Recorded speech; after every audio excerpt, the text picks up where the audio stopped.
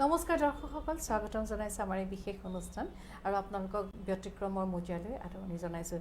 ব্যতিক্ৰম মাছটোৰে বিশেষ আয়োজন আৰু বিশেষ আয়োজনত আমি প্ৰত্যেক দিনে একোগৰাকী বিশেষ ব্যক্তিক আমন্ত্ৰণ জনাই আনো আমাৰ এই অনুষ্ঠানলৈ আৰু আমি আশা কৰোঁ তেওঁলোকৰ যি অভিজ্ঞতা সেই অভিজ্ঞতাৰ পৰা আমি বহু কথা শিকিব পাৰিম তেওঁলোকৰ পৰা আৰু সেইবাবে আজিও আমি আমন্ত্ৰণ জনাই আনিছোঁ এগৰাকী বিশেষ নাৰী। এইগৰাকী নাৰী যিগৰাকী আমাৰ অতিথি, তেখেত শিক্ষাৰ ক্ষেত্ৰখনৰ লগত জড়িত, উদ্যোগৰ ক্ষেত্ৰখনৰ লগত জড়িত। আমি তেখেতক এগৰাকী এডুকেশ্যনেলিষ্ট বুলিও ক'ব পাৰোঁ, এগৰাকী ইণ্ডাষ্ট্ৰিয়েলিষ্ট বুলিও ক'ব পাৰোঁ আৰু বহু কথাৰে সমৃদ্ধিশালী আজি আমাৰ আমন্ত্ৰিত অতিথিগৰাকী। তেখেতৰ লগত কথা পাতিম। দৰ্শকসকল, সদায় একেটা কথাই কওঁ, আমি সকলো এতিয়া গৃহবন্দী হৈ আছোঁ আৰু যিসকল কাম আছে, যিসকলৰ কাম আছে তেওঁলোকে ওলাই আহিছে, কিন্তু ওলাই অহাটোত চৰকাৰে বহু শিথিলতা দিছে যদিও, কিন্তু চৰকাৰে যিখিনি আমাক নীতি নিৰ্দেশনা দিছে, সামাজিক দূৰত্ব আমি বজাই ৰাখিব লাগে, পৰাপক্ষত আমি ঘৰৰ পৰা ওলাই আহিব নালাগে, মুখত এখন মাস্ক ব্যৱহাৰ কৰিব লাগে আৰু ইজনে সিজনৰ পৰা নিলগে থকাৰ লগতে যিসকল 65 বছৰ ঊৰ্ধ্বৰ বয়সৰ ব্যক্তি তেওঁলোক যাতে ঘৰতে থাকে, গৰ্ভৱতী মহিলাসকল যাতে ঘৰতে থাকে আৰু 10 বছৰ তলৰ ছাত্ৰ ছাত্ৰীসকল যাতে ঘৰতে থাকে, সেই নীতি নিৰ্দেশনাখিনি যদি আমি মানি চলোঁ তেতিয়াহ'লে চকুৰে নমনা সেই COVID-19 সেই ভাইৰাছটো আমি খুব সোনকালে আমাৰ মাজৰ পৰা আঁতৰ কৰিব পাৰিম। দৰ্শকসকল, আমাৰ আমন্ত্ৰিত অতিথিগৰাকী হৈছে পাকিজা ৰেহমান। তেখেত MGI গ্ৰুপৰ ডাইৰেক্টৰ। পাকিজা, আপোনাক স্বাগতম জনাইছোঁ। খুব ভাল লাগিছে আজি আপুনি আমাৰ মাজলৈ আহিলে। পাকিজা, আপোনালোকে বহুত কাম কৰি আছে, সেই কামখিনি আমি পাতিম, সেই কামখিনিৰ কথা। বহুত অভিজ্ঞতাৰে আপুনি সমৃদ্ধিশালী। পাকিজা, আজি আপুনি এই চাৰিওফালে ভয় ভাৱ এনেকুৱা সময়তো যে আপুনি আমাৰ মাজলৈ আহিলে, আমি কৃতজ্ঞ। আজি এই অনুষ্ঠানলৈ আপুনি আহিছে, আমি ব্যতিক্ৰমৰ ফালৰ পৰা আপোনাক এটা সৰু উপহাৰ দিব বিচাৰিছোঁ। এইখন এখন মাস্ক, এই মাস্কখন ব্যতিক্ৰম মাস্কটোৰ তৰফৰ পৰা তৈয়াৰ কৰা হৈছে আৰু এই মাস্কখন তৈয়াৰ কৰিছে সেইসকল মহিলাই যিসকল মহিলা আৰ্থিকভাৱে অকণমান অনগ্ৰসৰ, সেই মহিলাসকলে এই মাস্কখন তৈয়াৰ কৰিছে আৰু এই মাস্কখন তৈয়াৰ কৰাৰ বাবদ তেওঁলোকে এটা নিৰ্দিষ্ট অৰ্থ অৰ্জন কৰিব পাৰিছে আৰু এই মাস্কখন তৈয়াৰ কৰিবলৈ যি কাপোৰ বা এইবিলাক যিখিনি সামগ্ৰী, সেই সামগ্ৰীখিনি আমি ব্যতিক্ৰম মাছটোৱে তেওঁলোকক দিছোঁ আৰু এই মাস্কখন তৈয়াৰ কৰি তেওঁলোকে আৰ্থিকভাৱে কিছু টকা লাভ কৰিছে। সমান্তৰালকৈ এই মাস্কখন আমি ৰাইজলৈ দিছোঁ, খুব এটা কম মূল্যত এই মাস্কখন আমি ৰাইজলৈ আগবঢ়াইছোঁ। এই মাস্কখন আপোনালৈ আগবঢ়ালোঁ আৰু লগতে আমি ব্যতিক্ৰম মাছটোৰ এখন কেলেণ্ডাৰ আপোনালৈ আগবঢ়ালোঁ। পাকিজা, এটা দীঘলীয়া যাত্ৰা আপোনাৰ।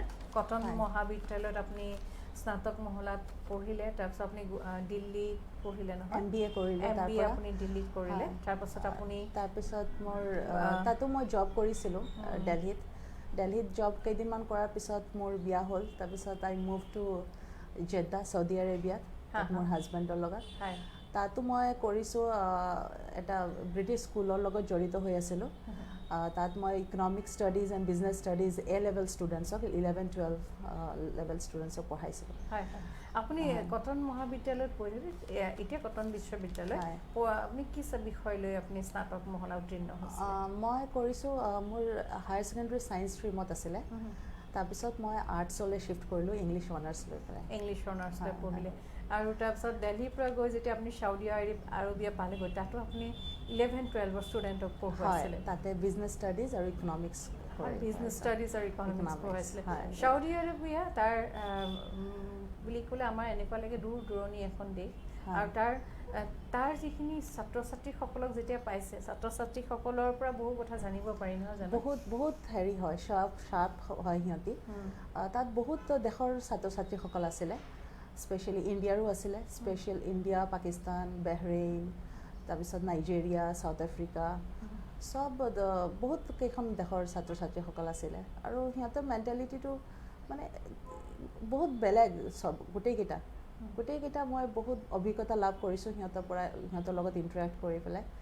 আৰু কিন্তু বহুত ইণ্টেলিজেণ্ট, মই বহুত হেৰি পাইছোঁ, সিহঁতে বহুত এৱেৰ হয় সিহঁতি চব বস্তু লৈ পেলাই, সমাজ ব্যৱস্থাটোক লৈ নহয়। আৰু তাৰ ইকনমিকেলি বহুত হাই। তাৰ যিখিনি মানুহ তেওঁলোকে নিজৰ দেশখনৰ ইকনমিক গ্ৰ'থটোৰ কথা কেনেধৰণে চিন্তা কৰে? সিহঁতি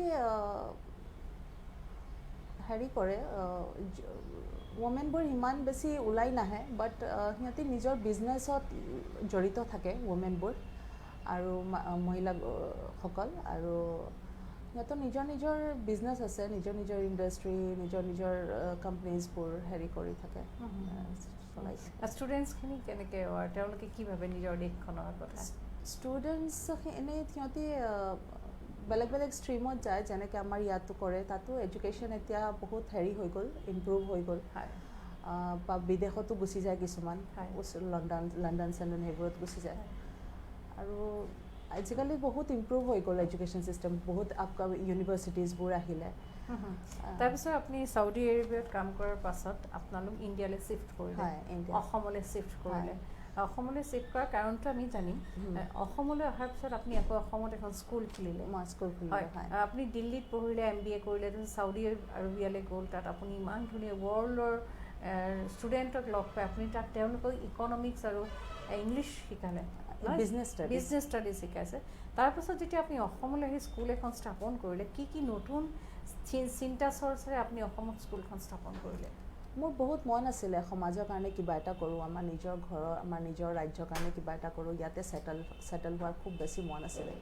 কাৰণ যিমানে মই বাহিৰত নাথাকোঁ কিয়, সেই নিজৰ এটা মনৰ টান এটা থাকে নিজৰ দেশৰ কাৰণে। তাৰপিছত ইয়াত আহি পেলাই মই প্ৰি স্কুল ষ্টাৰ্ট কৰিলোঁ প্ৰথমে। প্ৰি স্কুল, কিণ্ডাৰ গাৰ্টেন ষ্টাৰ্ট কৰিলোঁ, starting from play group, nursery, KG এইবোৰ মই কৰিলোঁ কেইবছৰমান কাৰণে। মানে আৰম্ভণি বাচ্চাখিনিক আৰু আৰম্ভণি হয়, ফাউণ্ডেশ্যন ইয়াৰ্ছখিনি মোল্ড কৰিবলৈ মই যাতে সিহঁতক ভাল এটা ফাউণ্ডেশ্যন দিব পাৰোঁ, সিহঁতক ভালকৈ গঢ়িব পাৰোঁ। সিহঁতক মানে ষ্টাৰ্টিং একেবাৰে অসমীয়া আমাৰ যোনবোৰ অসমীয়া আমাৰ ষ্টেট ছং যোনটো মোৰ আপোনাৰ দেশ, মোৰ চিকুনি দেশ, সেইবোৰৰ পৰা গোটেইখিনি মই শিকাইছোঁ সিহঁতক। ফাউণ্ডেশ্যনটো গঢ়াটো বহুত ডাঙৰ কথা নহয়, তেতিয়াহে পিলাৰটো লাহে লাহে ওপৰলৈ উঠি যাব। যিকি নহওক এতিয়া সময়খিনিলৈ আহোঁ, এতিয়া লকডাউন পিৰিয়ড চলি আছে, আমাৰ সকলোৰে মাজত বিভিন্ন আশংকাই দেখাই গৈছে।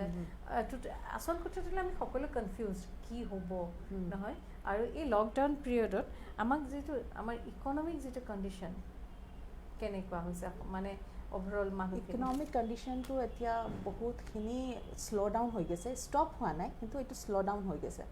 এতিয়া আমাৰ মাননীয় মুখ্যমন্ত্ৰীয়ে সৰ্বানন্দ ডাঙৰীয়াই তেখেতে টাস্ক ফ'ৰ্চবোৰ গঠন কৰিছে জেগাই জেগাই, ষ্টাৰ্টিং ফ্ৰম একেবাৰে হায়াৰ লেভেলৰ পৰা ব্লক লেভেললৈকে টাস্ক ফ'ৰ্চবোৰ টপ ইকনমিক্সসকলক লৈ পেলাই গঠন কৰিছে।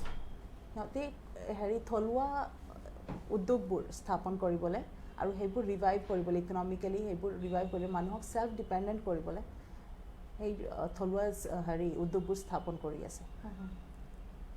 হয়, আৰু আপুনি যিহেতু বহুত দিন বাহিৰত থাকিলে নহয়, তাৰপাছত যেতিয়া আপুনি অসমলৈ আহিলে, অসমৰ যিটো ছ'চিঅ' কালচাৰেল ইকনমিকেল যিটো এটমছফিয়াৰ, সেই এটমছফিয়াৰটো সম্পৰ্কত আপোনাৰ কেনেকুৱা ধাৰণা হৈছিল? কি অসম কেনেকুৱা হ'ব লাগে বা কেনেকুৱা হ'লে আৰু ভাল হ'ব?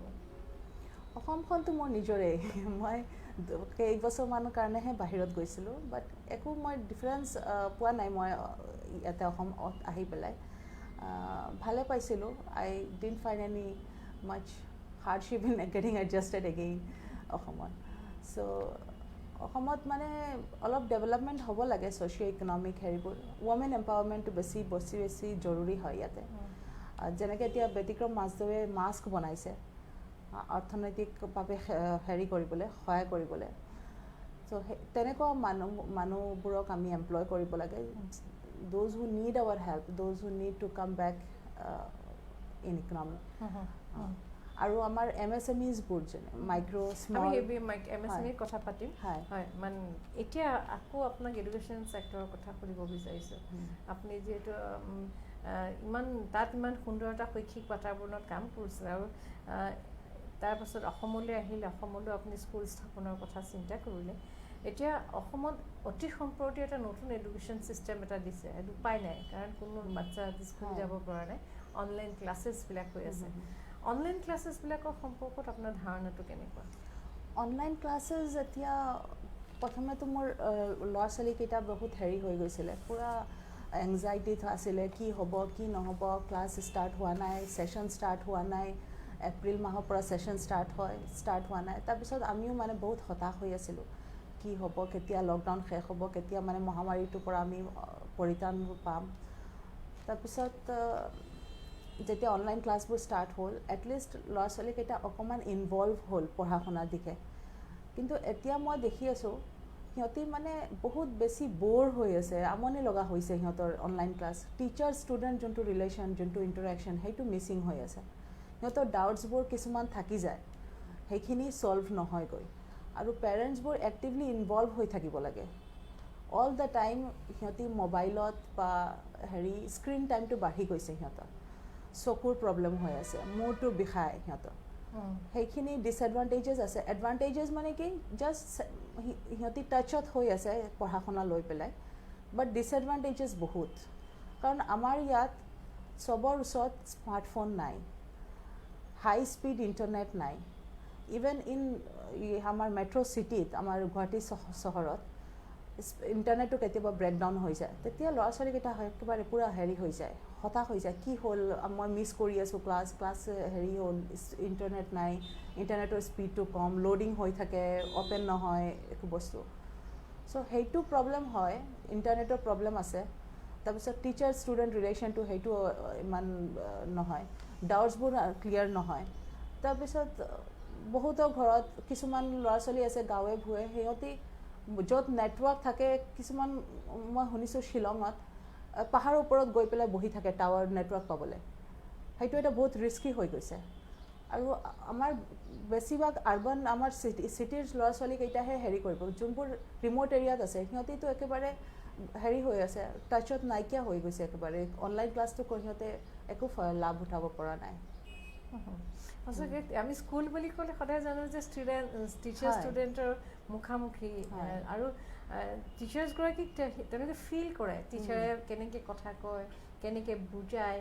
আৰু পঢ়ি থাকোঁতেও ছাত্ৰ ছাত্ৰীসকলে পঢ়ি থাকোঁতেও সেই সময়তো শিক্ষক বা ইণ্ডিভিজুৱেল এটেনশ্যনটো নাপায় সেই মুখখন আহি থাকে এতিয়া কিন্তু এটা উপায়ো নাই সেইকাৰণে কিন্তু লকডাউনে আচলতে ছাত্ৰ ছাত্ৰীসকলক যিমানখিনি সহায় কৰিব লাগিছিল সিমানখিনি সহায় কৰিব পৰা নাই এইটো আমি এটাই আশা কৰিব পাৰোঁ লকডাউনে শেষ হ'ব আৰু এইটো যিটো আমাৰ ক্লাছেছবিলাক মোবাইলৰ পৰা আকৌ স্কুললৈ ঘূৰি যাব দৰ্শকসকল আজি আমাৰ মাজত আহি উপস্থিত হৈছেহি পাকিজা ৰেহমানৰ লগত কথা পাতি আছে আৰু আমাৰ এই অনুষ্ঠানটো আগবঢ়াই লৈ যোৱাত আমাক সহায় কৰিছে ব্যতিক্ৰম মাজটো আৰু তেওঁ ব্যতিক্ৰম মাজটোক সহায় কৰিছে Indian tourism Incredible India North East MJI group spectrum interventure Illumis aesthetic clinic আৰু ভৰদ্বাজ এষ্ট্ৰ সমাধান আৰু ৰিচাৰ্চ চেণ্টাৰ আমি লকডাউনৰ কথা পাতিলোঁ আৰু এই লকডাউনৰ সময়তে মই আৰু এটা আপোনাক প্ৰশ্ন সুধিব বিচাৰিছোঁ লকডাউনৰ সময়ত আমি দেখা পাই আছোঁ বহু মহিলাই বিভিন্ন ধৰণৰ খাদ্য তৈয়াৰ কৰি তেওঁলোকে দিছে বা কোনোবাই নাচিব জানে নাচি দেখুৱাইছে কোনোবাই গাব জানে গাই দেখুৱাইছে কিন্তু এই যে বিভিন্ন ধৰণৰ খাদ্য উপকৰণসমূহ লকডাউনৰ সময়ত ছ'চিয়েল মিডিয়াত দিছে সেই কথাবিলাক আপুনি কেনেকৈ ভাবে কি ভাবে এইটো দিব লাগে নে নালাগে সেইটোৰ ছ'চিয়েল মিডিয়াত দিয়াটো এডভান্টেজেছ ডিছএডভান্টেজেছ বহুত আছে ময়ো মাজে মাজে ইফতাৰৰ হেৰিবোৰ দিছিলোঁ কিন্তু সেইটো মই ক্ল'জড গ্ৰুপত দিছিলোঁ আমাৰ লেডিজৰ ক্ল'জড গ্ৰুপত দিছিলোঁ আমি ৰেচিপি শ্বেয়াৰ কৰিছিলোঁ কিন্তু এতিয়া যি মহামাৰী চলি আছে মানুহে খাবলৈ পোৱা নাই আৰু আমি এইবোৰ ৰিচ ফুডবোৰ আমি কৰি পেলাই আমি যদি এনেকৈ মিডিয়াত দি থাকোঁ অবভিয়াছলি সিহঁতৰ বেয়া লাগিব যে আমি খাবলৈ পোৱা নাই সিহঁতে ইমান এক্সপেঞ্চিভ ফুডবোৰ আমি ডিছপ্লে কৰি আছে সেইটো এটা হয় ডিছএডভান্টেজেছ বাট মই নাভাবোঁ যে যিসকল আছে ফেচবুক বা ইনষ্টাগ্ৰামত আছে সিহঁতে ইমান বেছিও চাফাৰ কৰা নাই কাৰণ এইবোৰৰ কাৰণে লাগে স্মাৰ্টফোন লাগে if you have a smartphone at least you are financially dependent you are financially independent ইমান বেছি নহয়গৈ তথাপিও কিছুমানৰ হিডেন টেলেণ্টবোৰ ওলায় যেতিয়া যেনেকৈ মই কেতিয়াও ম'ম' পিজ্জা সেইবোৰ ঘৰত বনাই পোৱা নাছিলোঁ কিন্তু মোৰ ল'ৰা ছোৱালীৰ কাৰণে মই সেইবোৰো ট্ৰাই কৰিছোঁ সেইবোৰ মই শ্বেয়াৰ কৰিছোঁ মই বেলেগক দেখি পেলাই মই ইনস্পায়াৰ হৈছোঁ যে সিহঁতে পাৰিছে যদি ময়ো পাৰিম কাৰণ মোৰ কুকিঙত ইমান বেছি চখ নাছিলেই আগত কিন্তু এতিয়া মই লকডাউনে মোক মানে চব বস্তু বনোৱা শিকাই দিছে এতিয়া ঘৰতে আৰু এটা কথা হ'ল এতিয়া ধৰক বহু সময়ত এনেকুৱা আছিল যে আমি কিছুমান বাতাবৰণত আমি ল'ৰা ছোৱালীক খাবলৈ দিবলৈ বেয়া পাওঁ কিন্তু উপায় নাই খাবলৈ দিবলৈ বাধ্য এতিয়া অন্ততঃ গৃহিণীসকলে সেই বাতাবৰণসমূহত ল'ৰা ছোৱালীক খাবলৈ নিদিয়াকৈ ঘৰতে ৰান্ধি বাঢ়ি সিহঁতৰ মন পচন্দৰ খাদ্যটো খাবলৈ দিব পাৰিব হয় মই আকৌ আপোনাৰ ওচৰলৈ আহিব বিচাৰিছোঁ আপুনি MSME বিষয়ে কৈছিল হয় micro small medium enterprises suppose এগ্ৰিকালচাৰটো আমি হেৰি কৰিব লাগে হৰ্টিকালচাৰ তাৰপিছত মৌ পালন কৰা মৌ উৎপাদন কৰা সেইবোৰ লাইভ ষ্টক এনিমেল হাজবেণ্ডাৰী সেইবোৰৰ ওপৰত আমি বেছি গুৰুত্ব দিব লাগে আজিকালি কাৰণ যিমানে মহামাৰী আহক বা যিয়ে নহওক কিয় যি কেলামিটি আহক সেই উদ্যোগবোৰ কেতিয়াও মাৰ নাখায় সেইবোৰ এগ্ৰিকালচাৰ লাগিবই মানুহে খাবই লাগিব মানুহৰ খোৱা বস্তু লাগিব তাৰপিছত এনিমেল হাজবেণ্ডাৰী যে পশুপালনটো আমাৰ বহুত বেছি জৰুৰী সেইটো আমি বেছি গুৰুত্ব দিব লাগে আৰু সেলফ ডিপেন্ডেন্ট হ'ব লাগে লোকেল ইজ ভোকেল যে কৈ আছে এতিয়া লোকেল ইজ ভোকেল লোকেল ইণ্ডাষ্ট্ৰিজবোৰ সেট আপ কৰিব লাগে সেইবোৰ ৰিভাইভ কৰিব লাগে যোনবোৰ এতিয়া মানে স্তব্ধ হৈ আছিলে সেইবোৰ আকৌ ৰিভাইভ কৰিব লাগে আমাৰ থলুৱা উদ্যোগবোৰ আৰু MSMEত আমি যোনবোৰ মেন পাৱাৰ ঘূৰি আহিছে এৰাউণ্ড 10 লাখৰ ওপৰত মেন পাৱাৰ আমাৰ ঘূৰি আহিছে সেইবোৰ ঘূৰি অহা মেন পাৱাৰবোৰক আমি বাৰ্ডেন হিচাপে ল'ব নালাগে দে আৰ আৱাৰ এছেট আমাৰ অসমৰ পৰা ব্ৰেইন ড্ৰেইন হৈ যায় স্কিল্ড লেবাৰবোৰ বাহিৰা ৰাজ্যলৈ গুচি যায় সেইকাৰণে আমাৰ ইয়াত স্কিল্ড লেবাৰৰ হেৰি থাকে স্কেয়াৰচিটি থাকে সদায় আমি ইনফ্ৰাষ্ট্ৰাকচাৰ ৰেলৱেজ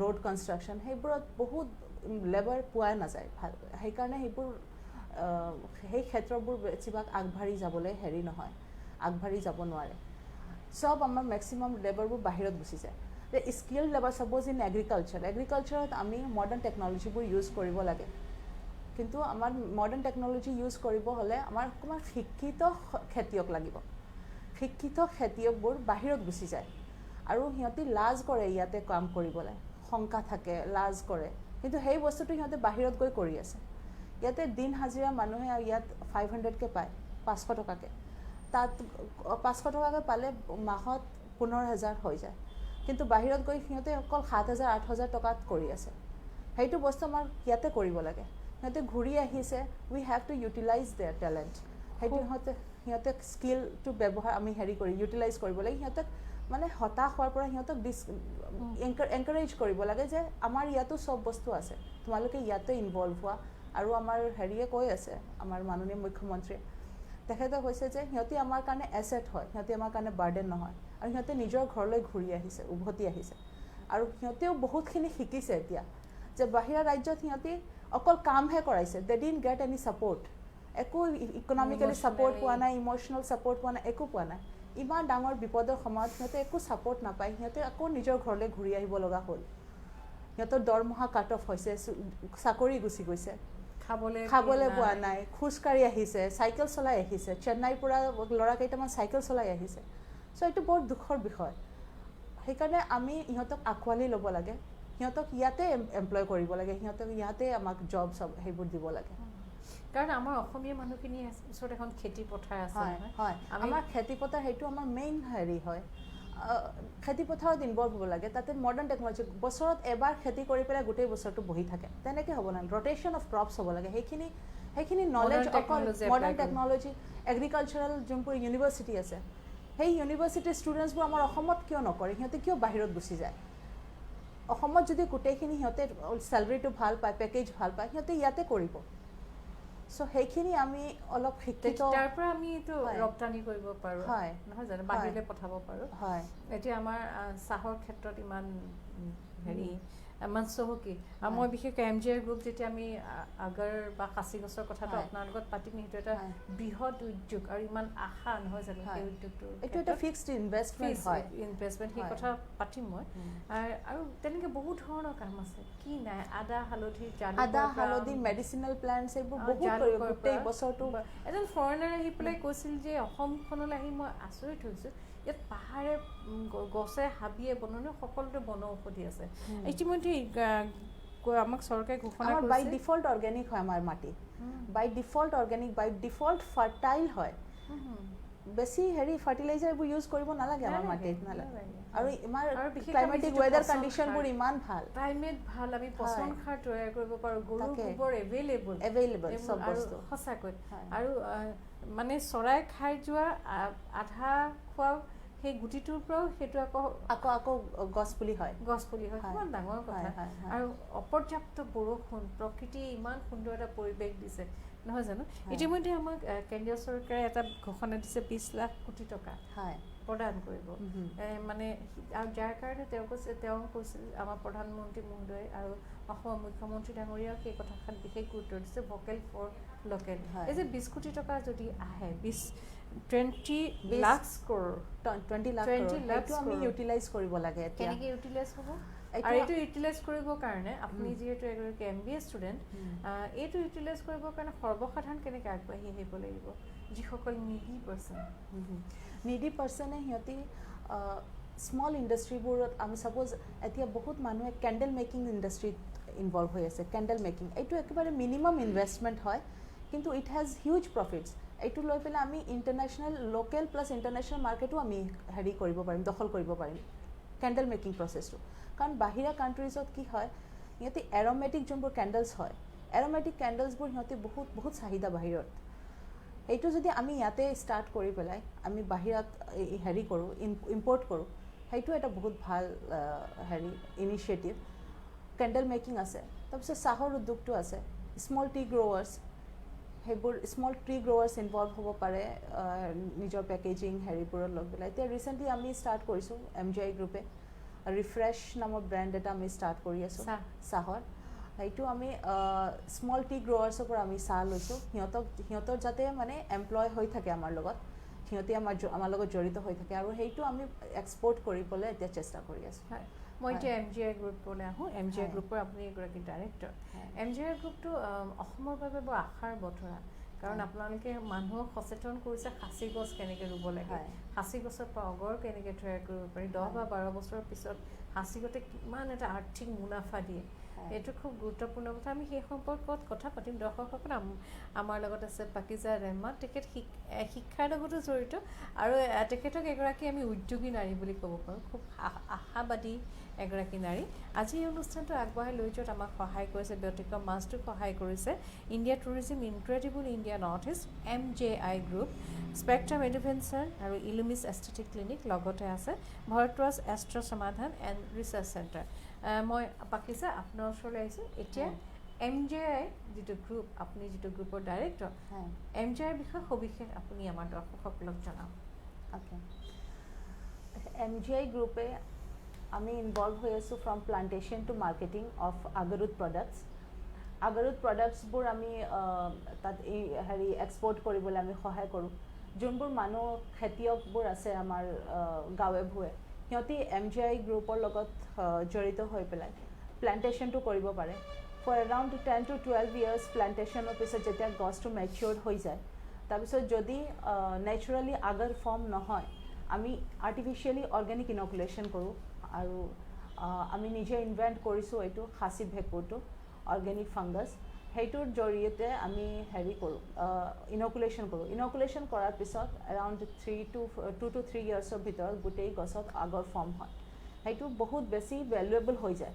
সেইকাৰণে মই আহ্বান কৰিছোঁ গোটেই অসমবাসী ৰাইজক যে আপোনালোকে খেতিত জড়িত হওক, come for agriculture. It's a very it has high scope in the coming days. আৰু আগৰ ফৰ্মেশ্যনত আমি গোটেইখিনি যিমান যি লাগে আমি ষ্টেপ বাই ষ্টেপ আমি হেল্প কৰি যাম, আৰু আমাৰ লগত যোগাযোগ কৰিব পাৰে কোনোবা যদি ইণ্টাৰেষ্টেড হৈ আছে। ঠিক আছে, মই এতিয়া আপোনাৰ পৰা জানিব বিচাৰিছোঁ, কোনোবা এগৰাকী ব্যক্তি যোৰহাটৰে হওক, ডিব্ৰুগড়ৰে হওক, ধেমাজিৰে হওক, সেই ব্যক্তিগৰাকী যদি বিচাৰিছে যে তেওঁ বাৰীখনত, প্ৰত্যেকৰ ঘৰত এটুকুৰা বাৰী থাকেই, বহুতে এনেই পেলাই থৈ দিয়ে মাটি টুকুৰা, পিছফালে হওক বা আগফালে হওক, সেই মাটি টুকুৰাত তেওঁ খাচী গছৰ পুলি ৰুব খুজিছে। সেই ব্যক্তিজনে MJI গ্ৰুপৰ লগত কেনেধৰণে যোগাযোগ কৰিব? MJI গ্ৰুপে সেই ব্যক্তিগৰাকীক কেনেকৈ সহায় কৰিব? আমি পুলি দিম সিহঁতক, প্লান্টেশ্যন পুলিটো দিয়াৰ কাৰণে আপোনালোকে কি টকা ল'ব, পইচা কি ল'ব? সেইটো এটা মিনিমেল হয়, এইটো বেছি নহয়, এইটো বিয়াৰেবল হয়। আমিতো মাজত এটা আঁচনি ষ্টাৰ্ট কৰিছিলোঁ, যাৰ ঘৰত এজনী ছোৱালী জন্ম হয় তাক আমি সেই ছোৱালীজনীৰ কাৰণে আমি 10জোপা পুলি দিম। সেইটো পুলি তাই যেতিয়া ডাঙৰ হ'ব, সেই গছজোপাও ডাঙৰ হ'ব, এৰাউণ্ড 12 years পিছত এটা মেচিয়ৰ ট্ৰী হৈ যাব। তাৰপিছত সেইটোক আমি ইনকুলেশ্যন কৰিম। যদি নেচাৰেলি হৈ যায় সেইটোতো বহুত ভাল, আৰু যদি নেচাৰেলি ফৰ্ম নহয় আগতো, ইনকুলেশ্যন কৰাৰ পিছত সেইটো এটা বহুত মূল্যৱান গছ হৈ যায় 2-3 বছৰৰ ভিতৰত। তাৰপিছত এইটো এটা ফিক্সড ইনকাম। এইটো গছটো তেখেতসকলে আকৌ ফাৰ্ডাৰ প্ৰচেছিঙো কৰিব পাৰে, ডিষ্টিলেশ্যন ইউনিট কৰি পেলাই, আৰু otherwise they can sell the tree. সেইটো দি পেলাই বহুতখিনি এটা ফিক্সড ডিপজিট ছোৱালীজনীৰ নামত হৈ যায়। পঢ়া শুনাৰ ক্ষেত্ৰত বিশেষ সহায় হ'ব, পঢ়া শুনাৰ ক্ষেত্ৰত, বিয়াৰ ক্ষেত্ৰত বহুতখিনি হেল্প হৈ যায়। হয়, খুব গুৰুত্বপূৰ্ণ কথা। MGI গ্ৰুপ আপোনালোকৰ প্ৰতিষ্ঠা হোৱাৰ কিমান বছৰ হ'ল? আমাৰ 2010-ৰ পৰা 2020-লে 10 বছৰ। এই 10 বছৰৰ যিটো আপোনালোকৰ যাত্ৰা, সেই যাত্ৰাটোত আপোনালোক কিমান দূৰ সফল হৈছে? আমি বহুত আশাবাদী আৰু ওপৰলৈ যাম বুলি। এতিয়ালৈকে আমি বহুতখিনি আমাৰ চেয়াৰমেনে কৰিছে। তেখেত যোৱাকালিও CMৰ লগত, আমাৰ মাননীয় মুখ্যমন্ত্ৰীৰ লগত কৰি পেলাই তেখেতে আশ্বাস দিছে আমাক যে ইণ্টাৰনেশ্যনেল আগাৰু ট্ৰেড চেণ্টাৰটো দাবি ঘুমটাইত হ'ব আৰু অতি সোনকালে ষ্টাৰ্ট হ'ব গোলাঘাটত। হয়, অতি সোনকালে ষ্টাৰ্ট হ'ব। উইদিন আ উইক ফাউণ্ডেশ্যন আধাৰশিলাটো স্থাপন কৰিব। সেইটো হোৱাৰ পিছত এটা বহুত আশাৰ বতৰা লৈ আহিছে অসমীয়া আমাৰ থলুৱা ইণ্ডিজিনাছ মানুহবোৰৰ ভিতৰত।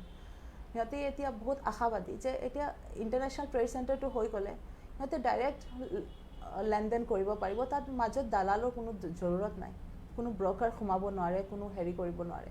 যোনটো প্ৰাইচ হয় সিহঁতে একজেক্টলি সেইটো দামহে পাব ইণ্টাৰনেশ্যনেল ট্ৰেড চেণ্টাৰত। তাত আকৌ বিদেশৰ পৰা মানুহ আহিব বস্তু কিনিবলৈ, তাত আকৌ টুৰিজমটো বুষ্ট আপ হ'ব, হস্পিটেলিটি মেনেজমেণ্ট, সেইখিনি গোটেইখিনি ইণ্টাৰ ৰিলেটেড হয়। এটা ইণ্ডাষ্ট্ৰী গ্ৰ' কৰিলে তাত ওচৰে বহুত মানুহ এমপ্লয়ড হৈ যাব। হোটেল হ'ব, দোকান বজাৰ চব বস্তুৱেই হ'ব। সেইটো ইণ্টাৰনেশ্যনেল ট্ৰেড চেণ্টাৰৰ ভিতৰত গোটেইখিনি বস্তু আছে, ফায়াৰ ব্ৰিগেডৰ পৰা লৈ চাইটিছৰ কৰি পেলাই, তাৰপিছত গোটেইখিনি বস্তু আছে তাত। চাৰ্টিফিকেট, ট্ৰান্সপৰ্টেশ্যন কেনেকৈ হ'ব, ডেলিভাৰী অফ গুডছ কেনেকৈ হ'ব, মানুহৰ টিকেট কৰা, ৰেলৱেজৰ গোটেইখিনি আছে তাতে। হোটেল, লজ, কেণ্টিন চব বস্তু থাকিব ইণ্টাৰনেশ্যনেল ট্ৰেড চেণ্টাৰৰ ভিতৰত। হস্পিটেলো থাকিব। এতিয়া বাৰিষাৰ সময় আহিছে, চাৰিওফালে বানপানী। আগাৰ গছজোপা ৰোৱাৰ সময়টো কোনটো সময়ত? বাৰিষা সময়ত প্লেণ্টেশ্যনটো হ'লে বেছি ভাল হয়। আদাৰৱাইজ আমাৰ অসমত ইমান বেছি প্ৰব্লেম নহয়, কাৰণ টেম্পাৰেচাৰটো 50ৰ ওপৰত নাযায়।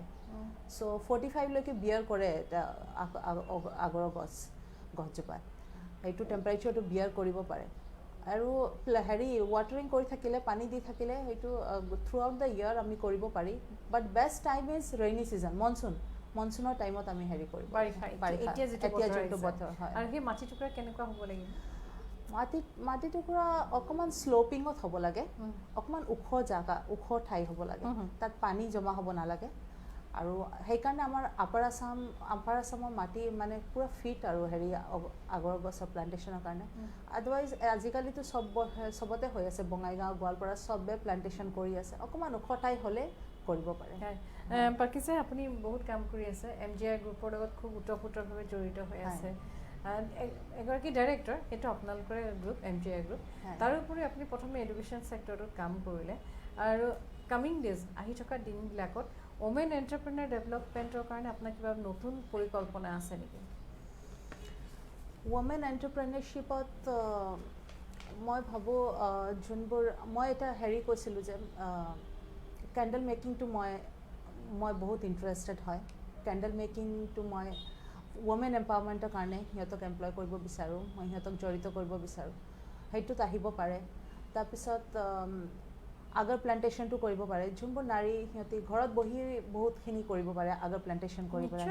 হয়, ঘৰৰ পৰাই কৰিব লাগে, ক'তো যাব নালাগে। আৰু যিহেতু ইণ্টাৰনেশ্যনেল ট্ৰেড চেণ্টাৰটো অতি সোনকালে স্থাপন হৈ আছে, চ' অসমৰ ভিতৰতে থাকি গোটেইখিনি সিহঁতি ইনকাম কৰিব পাৰে আৰু গছজোপা এবাৰ ৰুই দিয়াৰ পিছতো ইমান বেছি মেহনত কৰিব নাই ইমান বেছি নালাগে ইমান বেছি মেহনত কৰিব লাগে জাষ্ট চাফ চাফা আমি যেনেকৈ নৰ্মেলি কৰোঁ বেলেগ গছ পুলিৰ কাৰণে তেনেকৈ কৰিব লাগে আৰু ৰুওঁতে খালি অকল হেৰি কৰিব লাগে গোবৰ চোবৰ দি পেলাই 5 feet ডিষ্টেঞ্চত 5 feet ডিষ্টেঞ্চত গছজোপা ৰুব লাগে যাতে গছজোপা মানে ডাঙৰ হ'বলৈ তাৰ জড়বোৰ ভিতৰলৈ যায় আৰু অকণমান স্পেচ লাগে সেইখিনি পাকিজা খুব ভাল লাগিল কথা পাতি দৰ্শকসকল আজি আমাৰ মাজলৈ আহিছিলে MJI গ্ৰুপৰ ডাইৰেক্টৰ পাকিজা ৰহমান MJI গ্ৰুপৰ লগত জড়িত হৈ বিভিন্ন কাম কৰি আছে পাকিজাই তাৰ উপৰিও শৈক্ষিক ক্ষেত্ৰখনৰ লগতো জড়িত আছিল আৰু মহিলা উদ্যোগীসকলৰ বাবে তেখেতে বহু কাম কৰিছে বহু কাম কৰাৰ সপোন আছে এগৰাকী নাৰী পাকিজা ৰহমানৰ লগত কথা পাতি আমাৰ খুব ভাল লাগিল আমাৰ এই অনুষ্ঠানটো আগবঢ়াই লৈ যোৱা ব্যতিক্ৰম মাজটোক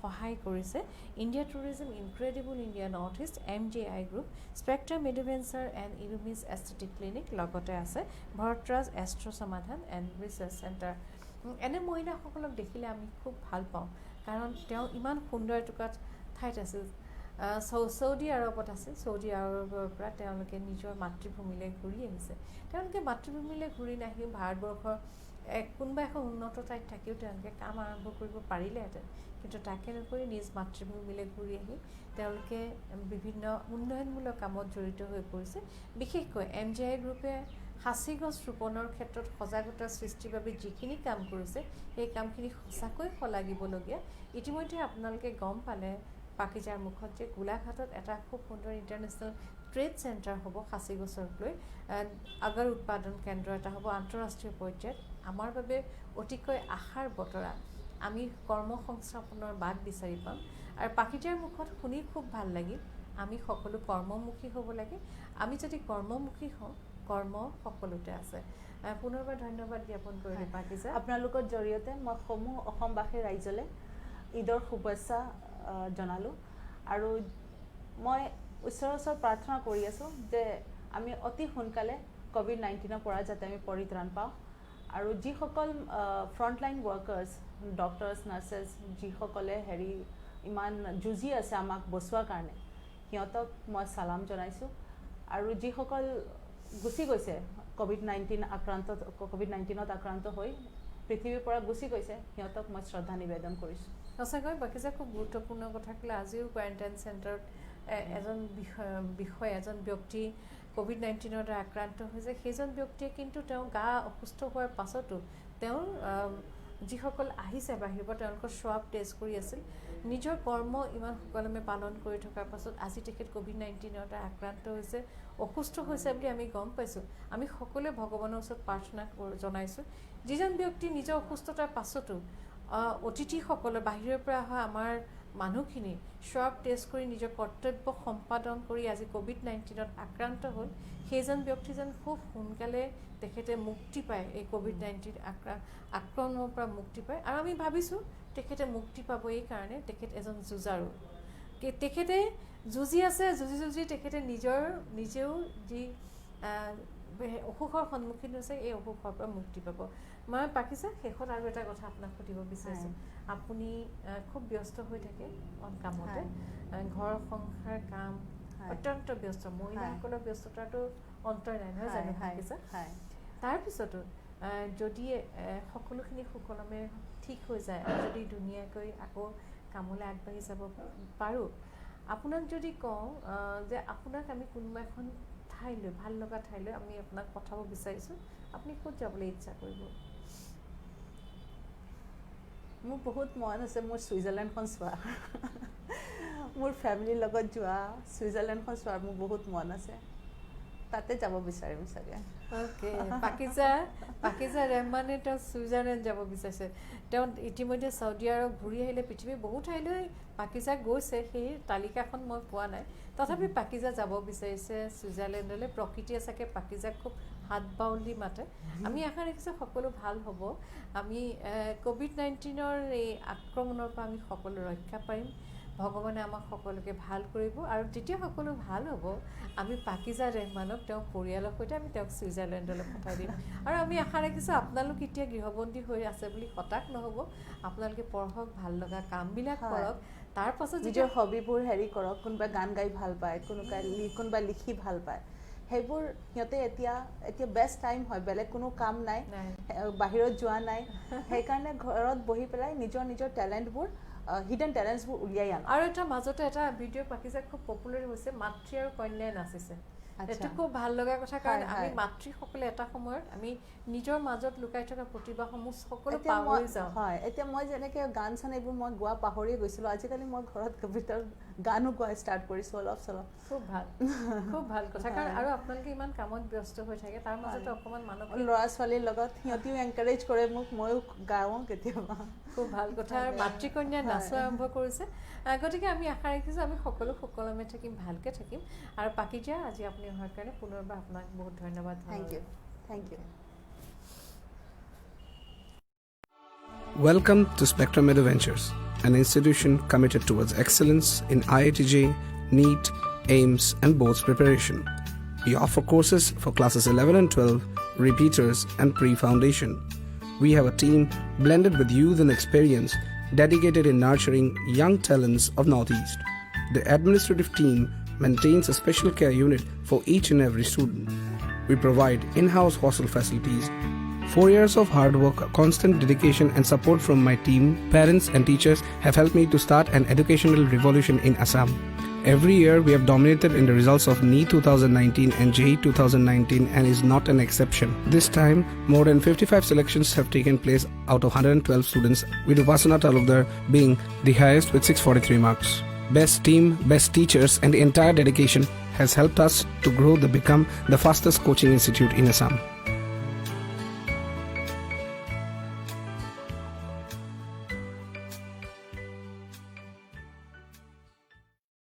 Welcome to Illumis Clinic. Look good, feel better.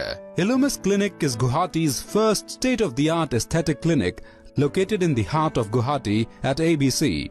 Our services include cool sculpting, Exilis Elite, Botox and filler treatment, thread lifts, lasers and medifacials. Illumis Clinic was founded by Dr. Reema Das Malik in 2015 with the encouragement of her father-in-law late Bimal Chandra Malik and husband Dr. Saikat Malik, a laparoscopic surgeon himself at Narayana Hospital, Guwahati. Dr. Reema is a pioneer in bringing new technologies in the field of aesthetics in Northeast. She is a visiting faculty at Institute of Laser and Aesthetic Medicine, New Delhi and Allergan Medical Institute, Singapore. She has attended numerous trainings, seminars, conferences and workshops, both in India and outside, in the areas of aesthetics and cosmetology. She is the recipient of Dynamic Women Entrepreneur of the Year, Mumbai in 2016. Breakthrough Innovation in Modern Aesthetics and Skincare Practice, Mumbai in 2017 and Women Achievers Award, Guwahati in 2018 for significant contribution in the field of aesthetics and cosmetology by TV18 Group. Dr. Reema has worked hard to spread awareness about aesthetics across various industries and organizations in rural and urban areas in Northeast through organizing training programs and awareness campaigns. She has been the part of several talk shows in FM and news channels. She regularly writes articles in newspapers and magazines. She is associated with many beauty pageants in Northeast. The team at Illumis Clinic is proud to celebrate its 5th anniversary with you.